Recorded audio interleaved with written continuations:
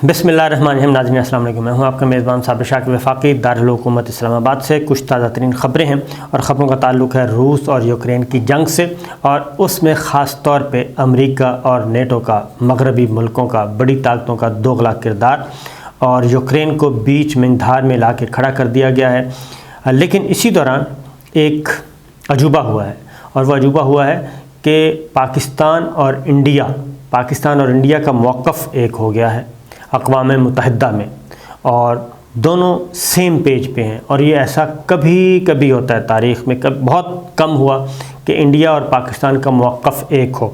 ये हम आपको बताएंगे कि इंडिया और पाकिस्तान अक़वाम मुत्तहिदा में, और वहाँ पे मुख्तलिफ़ जो इदारे हैं, वहाँ पे दोनों मुल्क जो हैं, दोनों दुश्मन मुल्क हैं, दोनों पड़ोसी मुल्क हैं, लेकिन वहाँ पे एक हो चुके हैं।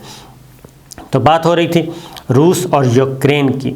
उसमें जब से ये कशीदगी बढ़ रही थी, और यूक्रेन जो है उसको बिल्कुल ऐसे नेटो और अमेरिका और मगरबी मुल्क ये ज़ाहिर कर रहे थे कि फ़िक्र ना करें, हम आपके साथ हैं, और अगर आपकी तरफ एक गोली भी आई तो हम अपनी सारी फ़ौजी ताकत ला के यूक्रेन में डाल देंगे और रूस के ख़िलाफ़ लड़ेंगे, हम आपके साथ हैं। ये सब कुछ हो रहा था और कशीदगी को बढ़ावा दिया जा रहा था। लेकिन अब जब लड़ाई शुरू हो चुकी है तो यूक्रेन को बचाने वाला कोई भी नहीं आ रहा। अमेरिका हो या नेटो हो, बरतानिया हो, यूरोपीय यूनियन हो, कोई भी अभी तक किसी ने एक भी फ़ौजी इमदाद उधर नहीं भेजी, बल्कि उसके ऑपोजिट कहा जा रहा है। प्रेसिडेंट बाइडन ने स्टेट ऑफ द यूनियन, जो उनका सालाना ख़िताब होता है, वो ख़िताब किया, और तवक्को की जा रही थी कि जनाब बहुत कुछ ऐलानात किए जाएंगे और यूक्रेन की हिमायत में डट कर मुकाबला किया जाएगा। और पहले, यानी कि जब लड़ाई शुरू नहीं हुई थी, तो उस वक्त कहा जा रहा था कि पोलैंड से हम अपने अमरीकी अफ़वाज जो हैं, अमरीकी फ़ौजी, वो पहुंच गए हैं और वो किसी भी वक्त यूक्रेन में पहुंच जाएंगे, और अगर रूस ने जारहियत की, अगर रूस ने हमला किया तो उसकी मदद की जाएगी। लेकिन अब सूरत हाल बिल्कुल मुख्तलिफ़ है, और ये बिल्कुल उसी तरह से हो रहा है जैसे 1971 में पाकिस्तान के साथ रूस और अमेरिका दोनों ने मिलके किया था। रूस इंडिया के साथ था और फुल उसको बढ़ावा दे रहा था और पूरी सपोर्ट कर रहा था। अमेरिका पाकिस्तान को कह रहा था फ़िक्र करने की ज़रूरत नहीं है, हम आपके साथ हैं, अमेरिकी बहरी बेड़ा जो है वो पहुंचेगा आपकी मदद के लिए, और फ़िक्र ना करें, हम आपके साथ हैं और हम आपको मुकम्मल सपोर्ट करेंगे, मुकम्मल फ़ौजी इमदाद करेंगे, हम आपको बचाने के लिए आएंगे। लेकिन मशरक़ी पाकिस्तान में जंग भी शुरू हो गई, इंडिया ने हमला भी कर दिया, और उसके बाद करते करते वो हमारे हाथों से निकल गया और सरेंडर भी हो गया। लेकिन अमेरिकी बहरी बेड़ा पाकिस्तान की इमदाद के लिए नहीं आया। तो यही कुछ आज यूक्रेन के साथ हो रहा है। रूस हमला कर चुका है और वो इमदाद के मुंतज़िर हैं, मुसलसल चीख पुकार कर रहे हैं, लेकिन उनकी मदद के लिए कोई नहीं आ रहा। बल्कि अमेरिकी सदर बाइडन ने ख़िताब किया, स्टेट ऑफ द यूनियन जो ख़िताब होता है सालाना, उसमें उन्होंने बहुत धमकियाँ बहुत दी। मैं सादा मुख्तसर बता रहा हूँ।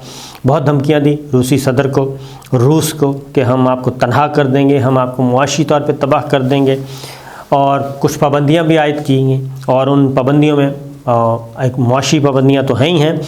अब रूसी परवाज़ों के लिए फ़िज़ाई हदूद बंद करके उन्होंने कहा जी हम रूस को मज़ीद अलग थलग करेंगे, यानी फ़िज़ाई हदूद अमेरिका ने बंद कर दी रूस के तैयारों के लिए। ये एक बहुत बड़ी सपोर्ट की यूक्रेन को, इन्वर्टेड कामाज़ में मैं बता रहा हूँ, और उनसे इज़हार यकजहती किया जा रहा है। और रूस के वज़ीर ख़ारजा अक़वाम मुत्तहिदा के मुख्तलिफ़ फ़ोरम्स पे ख़िताब करते हैं, हिस्सा लेते हैं, वर्चुअल एड्रेस होता है, तो उसको भी किया जाता है जी, उसका भी बाइकआउट किया जाता है।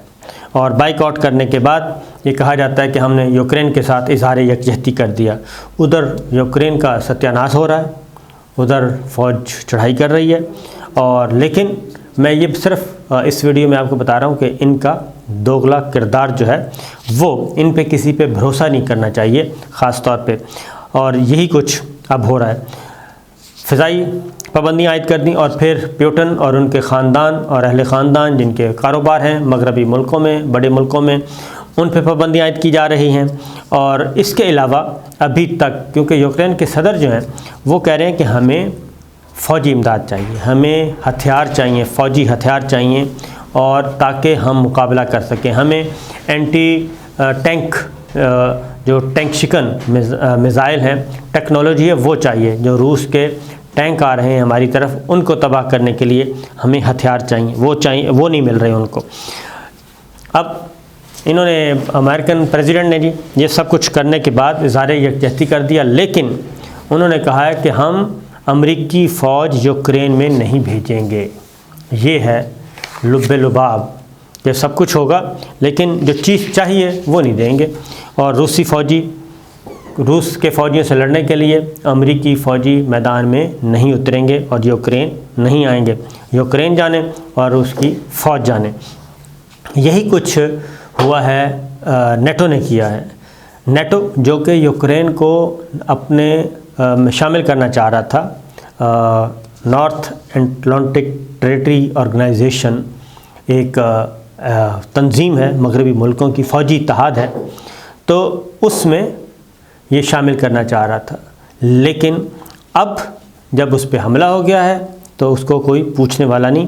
ایون نیٹو نے بھی یہ اعلان کر دیا ہے کہ ہم اقتصادی پابندیاں تو عائد کریں گے روس پہ، لیکن ہم اپنی فوج جو ہے وہ نہیں بھیجیں گے یوکرین میں۔ یعنی یوکرین کو اپنے ساتھ تو ملانا چاہتے تھے، حصہ بنانا چاہتے تھے، فوجی مقاصد کے لیے استعمال کرنا چاہتے تھے امریکہ اور مغربی ملک، لیکن اب جب اس پہ حملہ ہو گیا ہے اس کو بچانے والا کوئی نہیں ہے، اور اس کا پرسان حال بہت ہی برا ہوا ہے۔ یہ اب تک کی صورتحال ہے، کیونکہ دونوں طرف سے، امریکہ اور نیٹو دونوں کی طرف سے یہ کہا جا چکا ہے۔ اور اسی طریقے سے جو ایران ہے، اس ایران کے روحانی پیشوا، انہوں نے بہت اچھی بات کہی۔ انہوں نے کہا ہے کہ یوکرین کو تباہی کے دہانے پر مروانے والا اور یوکرین کی جو تباہی کا ذمہ دار یوکرین خود ہے کہ اس نے امریکہ پر اعتبار کیا۔ تو ایکچول ایسا ہی ہے۔ بائیڈن نے کہا جی پوری تاریخ میں ہم نے یہ سبق سیکھا ہے، جب ڈکٹیٹر اپنی جارحیت کی قیمت ادا نہیں کرتے تو مزید افراتفری کا باعث بنتے ہیں۔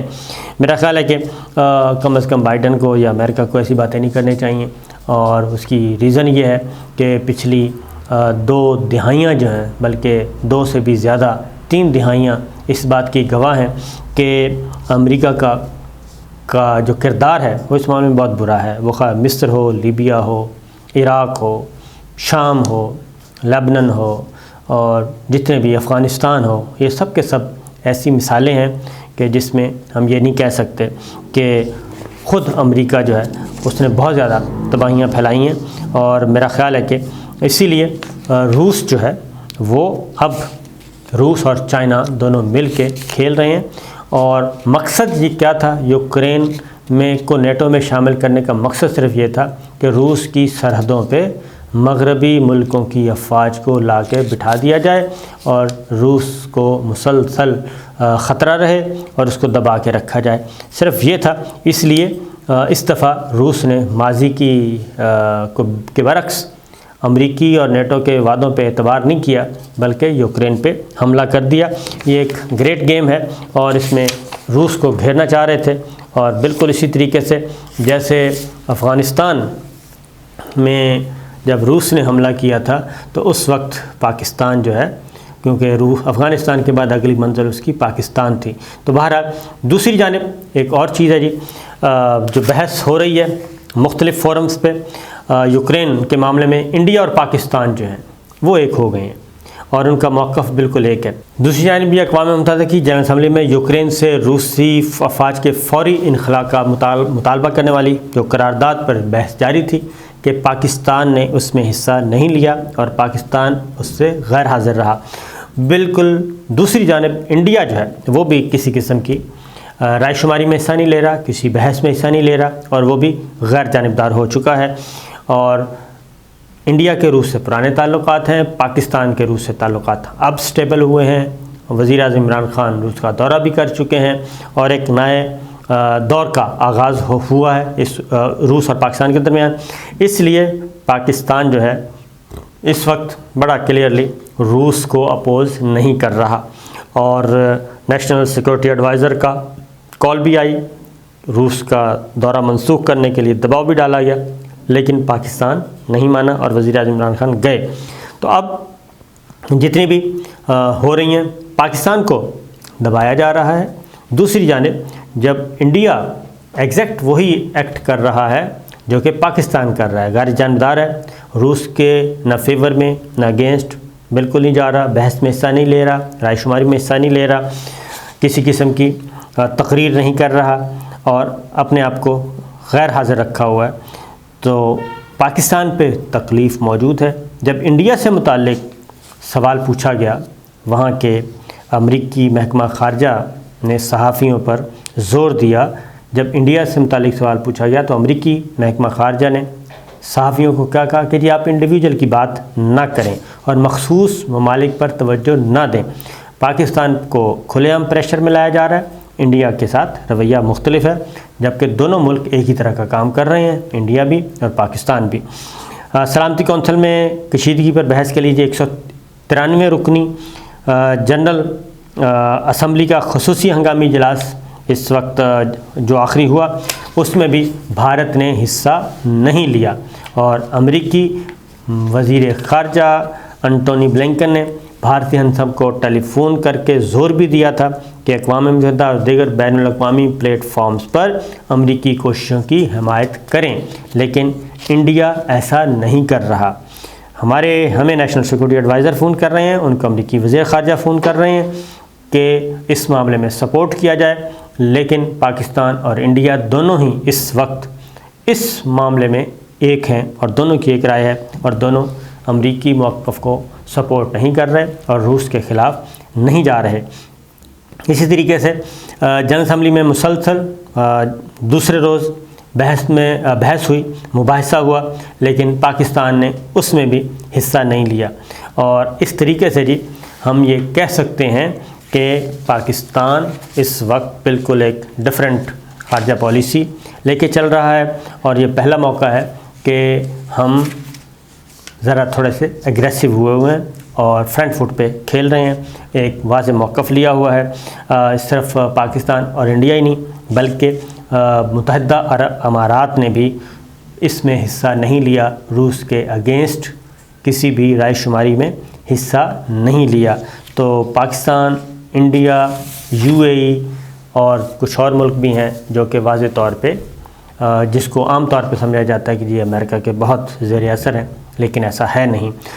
اس کے ساتھ ساتھ جو میں نے آپ کو بتایا کہ روسی وزیر خارجہ کو 2 بین الاقوامی اجلاس تھے، اس میں جیسے ہی روسی وزیر خارجہ اظہار خیال کے لیے آئے تو ان کا بھی بائیکاٹ کیا گیا۔ امریکہ نے 12 روسی امریکہ نے 12 روسی سفارتکاروں کو ملک بدر کرنے کا فیصلہ کیا ہے، اور الزام کیا ہے کہ یہ جاسوسی کا الزام لگایا ہے، اور اس کے جواب میں پیوٹن نے بھی امریکی سفارتکاروں کی ایک لسٹ بنانے کا حکم دیا ہے، اور پیرالل انہوں نے کہا ہے کہ جو امریکہ کرے گا اسی طریقے سے ہم اس کا جواب دیں گے۔ تو 12 روسی سفارتکار، جاسوسی کا الزام امریکہ نے نکال دیا، ملک بدر کرنے کا حکم، اور اس کے جواب میں پیوٹن بھی یہی کر رہے ہیں۔ تو یہ اب تک کی چل رہی ہے سلسلہ جی، اجازت دیجیے، اللہ حافظ۔